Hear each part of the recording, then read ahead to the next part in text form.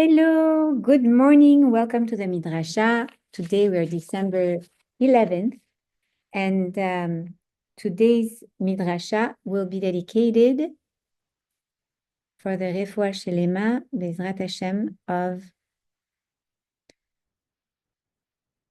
Yosef Ishai ben Daniel Miriam,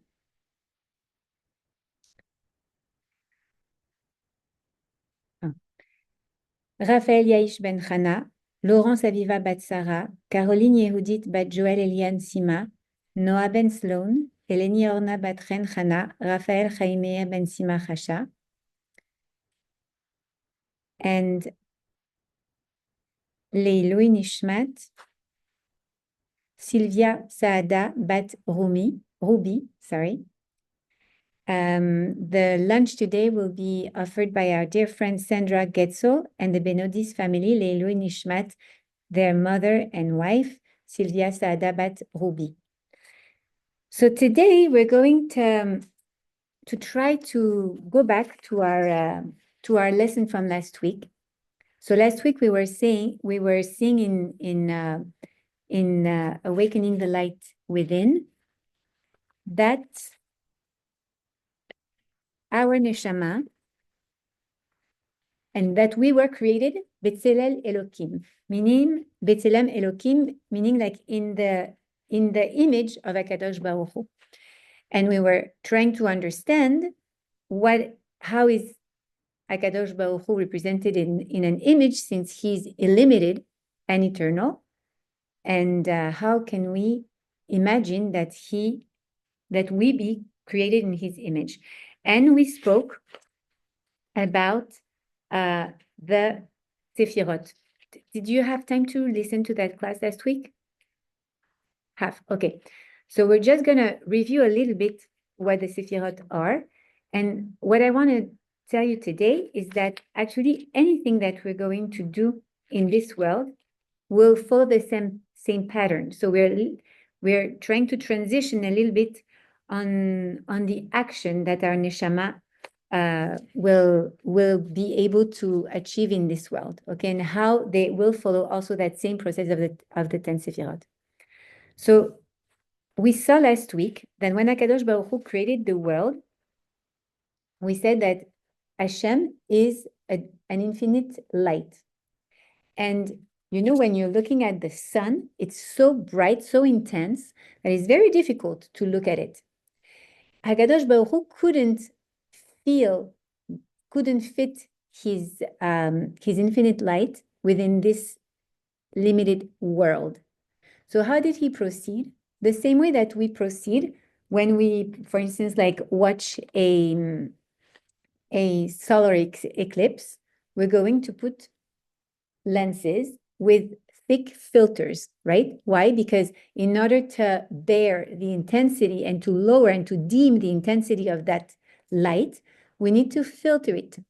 So when Akadosh Baruch Hu needed to create this world and to express his ratzon, his will in this world, he had to go through 10 different filters. Those 10 filters are called Sefirot, and they are composed of two types. The first type is are three Sefirot that are, let's say, a little bit intellectual Sefirot, okay? They are Chochma, Bina, and Dat. Chochma represents the idea. Bina is the distinction of that idea. And Da'at is the information that you need to make this idea work or become real, okay? So Chochma, Bina, and Da'at. Those are the three first Sefirot. And then come the other 7 that are Chesed, Gvura, Tiferet, Netzach, Hod, Yesod, and Malchut. Okay? So our purpose, our objective in this class is to understand who we are, to awaken the light within. meaning like to understand who we are a neshama, and not only understand that, but try to understand how this neshama can express itself and accomplish its mission. Because remember, we said that when the neshama enters the body, when the neshama is sent into this world, in order to act, since the neshama is spiritual, it's not material, so it cannot act, it cannot accomplish anything in this world as is. So it has to be embodied into kli, that body that we have, right? And we explain that it is being blown into the body. So there are several parts of the neshama. There is that part that we call the neshama, which is the chelek eloka, the part of HaKadosh Baruch Hu, the divine part, right? Then we have the ruach, and we said that ruach, if you remember that parable of the glass blower, the ruach is that part that comes from the blower to the recipient, so to the body, right? The ruach makes a link, a bridge between the neshama and the body, right? And the nefesh is where the blow of HaKadosh Baruch Hu rests. So this is the part of the neshama that is the most connected to the body, right? So now we have this neshama that enters the body just like a glove, just like a hand enters a glove. And through that glove, she's going to be able to act.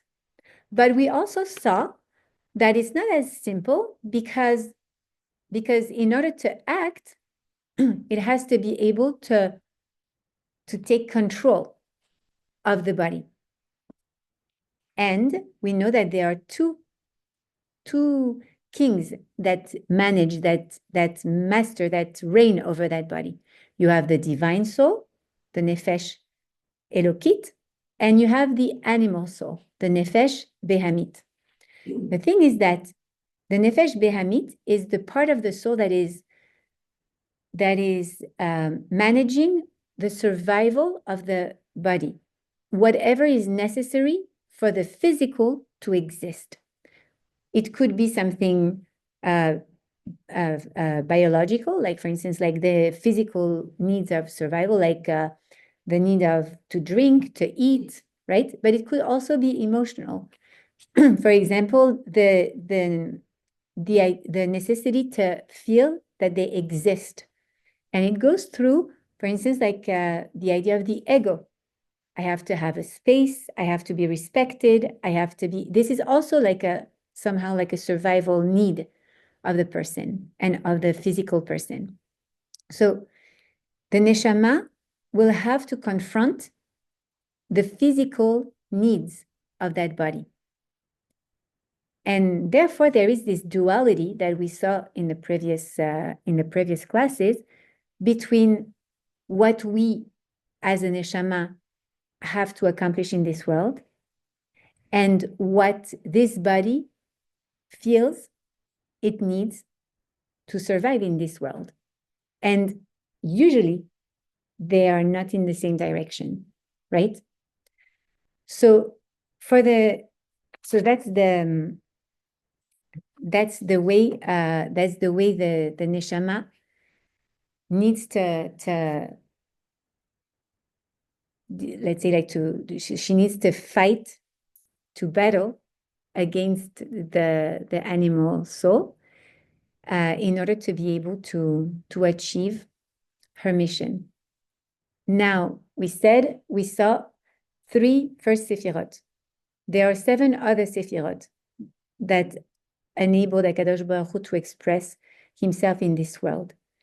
Those are the sefirot we saw are from Chesed to Malchut, and everything that we will do in this world, because we were also created in the image of Hashem. So the way we will express ourselves in this world will be through those 10 Sefirot also.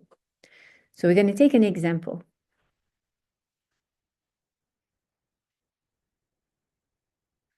Okay, imagine we need to organize a Purim party. Okay, we want to organize a Purim party.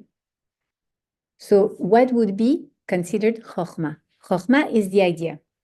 You know what, girls? Let's make a Purim party. That's Chokhmah. Now, Bina. Okay, what do you define as a Purim party? Do you want something where people are going to get totally drunk and party with the crazy music? Or do you want like a mishteh? You want kids to... So you define. This is a moment where you're going to define and distinguish, make the distinction between what you want and what you don't want. You're going to create, you're going to really define the idea. Okay? So now, so let's define the idea. We want to organize a party in a shul, okay, with a mishteh, with a big meal, a seudah, and with music. We want kids to be able to have some activities and stuff. So now we're going to da'at. What exactly is a mishteh? What do you need to make a mishteh? Okay, so now you're going to gather all the information. Da'at is knowledge. So you're going to gather all the information for your project to become a little bit more real. But we're still in the realms of intellectual, right? We're not yet physical. We're not yet material. We're still in our head. Nothing has been done yet. The project is not finished. Okay? We're still thinking about it. So those are the three steps of how we can express our ratzon, our will in this world. First, the idea. Second, define the idea. Third, get the knowledge about that idea in order to make it, to activate it, to realize it in this world. Okay? It always starts like that. Then let's understand the next steps. The next steps are steps where your idea is going to come to life, right? What is chesed? Chesed is that flow. You know, when you're excited, for instance, if we would have like a group now, like a committee for Purim, for a Purim for Lealot, we would have maybe one person who's so excited. Oh, wait, you know, I know we're going to make clown. We're going to have clowns. We're going to have music. We're going to have balloons everywhere. We're going to have a big arch. We're going to have this. We're going to have that. We're going to, right? So chesed is loving kindness, but it's also a flow of energy. You have so many things that you want to do. You want to give so much, right? And at one point, another person will say, wait, great ideas. But we don't have that budget, my dear. Let's bring back discipline, organize, boundaries. It's a great idea. You want to make like the most gigantic Purim party. That's amazing. Amazing, all the ideas that you had, but it's spreading all over. We need now to use the gvura, and the gvura is going to enable us to say this yes, this no. Listen, we have to cut off. Our budget doesn't allow for us to have like million balloons and presents for everyone. Okay, so that's the discipline. That's the gvura. The boundaries, creating boundaries to that chesed that is overflowing. Okay, and then once we have the gvura, we have to make sure that the gvura is not too strong. Why? Because then you're not going to end up with a nice party. You're going to end up with a very sad Purim party because you don't have music, you don't have food anymore, you have just like little things, right? That's not what you had planned in your mind. That is not the project, the initial project. So you have to use that sephira that is called Tiferet. Tiferet is the harmony, is the balance between an overflow of loving kindness and a restriction of Gvura. Tiferet is that harmony. Then you want that harmony to last over time. So this is Netzach. Netzach is planning for that, planning in order to get this harmony or this balance between loving kindness, the excitement, the flow of creation, and the restriction to last in time. This is the endurance. Netzach. Okay? Why is it important? Because when we want to express ourselves, and this is something we have to have in mind, because those 10 steps are 10 steps that we have to go through for anything in our life. We don't realize it, but we do it naturally because we receive the intelligence from HaKadosh Baruch Hu, and we do it instinctively. But if we manage to realize the steps that we go through, whether it is like a project like the one we're speaking about, whether it is a house, whether it is a business, whether it is a day at the beach, whether it is a vacation, it doesn't matter. Whatever you want to express in this world always goes through those 10 steps. And it's very important, even for personal objectives. I want to work on myself. Really? Yeah, I want to work on myself. I want to become, I want to become a more generous person. Okay? So same thing. You're going to go through those 3 first intellectual steps. Chokhmah, Binah, Da'at. Define it. You have that idea. Now define it. Now get the knowledge in order to apply it and to plan it. And then, amazing, you want to do all that. But what is real? What can we really do? And then maintain that harmony. And then support it over time, right? Someone who wants to do a diet. At first, she's going to eat apples for 10 days. And she's going to get sick. So no. Reintroduce a little bit more, but not too much, right? Don't be too strict. And do it over time so it can last. So you cannot eat an apple for a month. You have to introduce protein, a little bit of lipid, a little bit of glucid, and you have to eat a healthy diet. And this way you can keep it during a longer period of time. So let's go back to our project of the Purim party.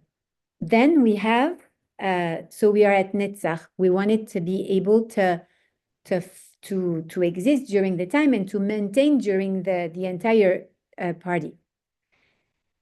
Then we have Hod, humility. What does it mean?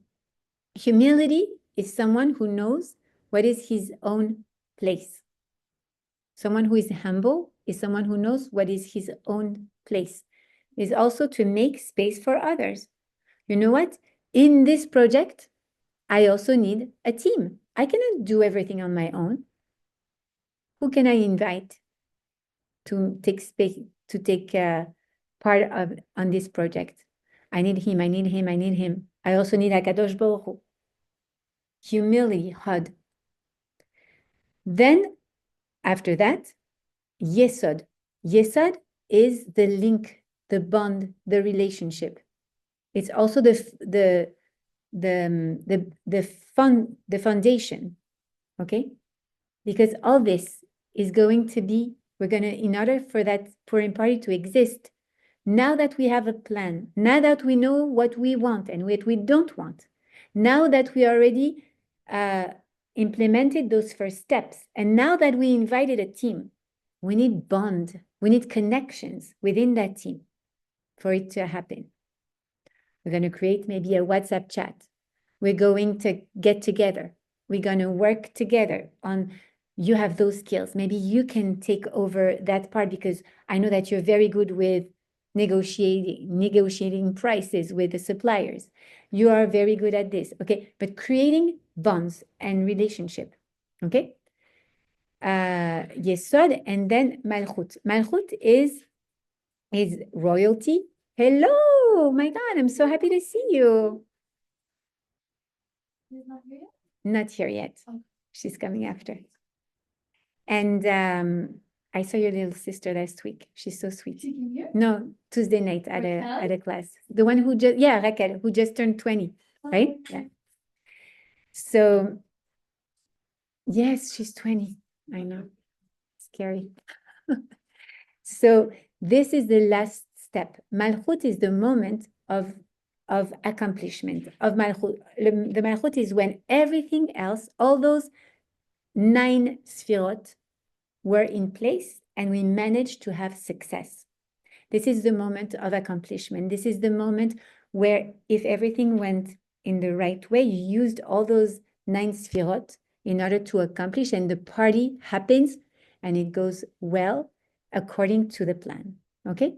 So everything, we're ending a class that is called Awaken the Light Within, and we're trying to understand who we are. The idea, and it finishes at the end of December, we'll be done with that series.